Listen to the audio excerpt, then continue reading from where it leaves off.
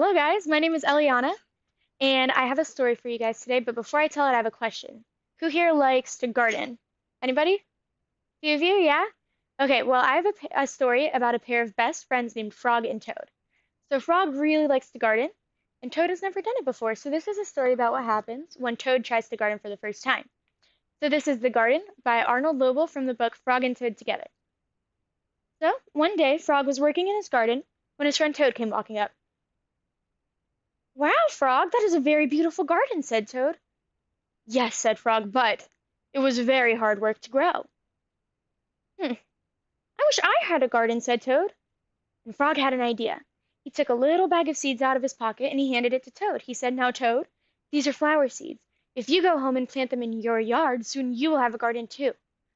"Wow, thanks," said Toad. He took the seeds and he ran all the way home. Who here likes blue flowers? Yeah? What about pink flowers? What about red? Purple? Rainbow flowers. Yeah, well, all of those flowers and more were in the bag of seeds, so Toad could not wait to plant them. So he got home, he found a nice patch of soil in his yard, and he dug up the dirt, he planted his seeds, and he watered them. And he looked down, he said, "Now, seeds, start growing." You guys think this worked? No, probably not. And Toad looked, he said, "Oh, they probably just can't hear me, right?" So he got down closer and he said a little bit louder, "Now, seeds, start growing." They still did not start to grow. All right, can you guys help me? We're going to say start growing on three, okay? Ready? 1, 2, 3. Start growing! And even with all of your help, the seeds still did not start to grow.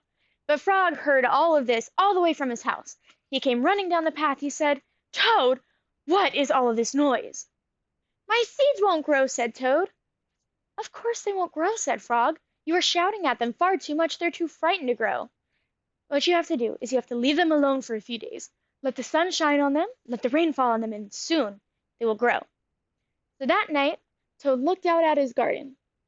"Drat," he said, "they're still not growing." "Oh, they must be afraid of the dark." So Toad went out to his garden and he put candles all around the soil, and he read them a bedtime story. And all the next day, Toad played music for his seeds. And all the day after that, Toad read poems to his seeds. And all the day after that, Toad sang songs to his seeds. He wrote them a really special song. Do you guys want to hear it?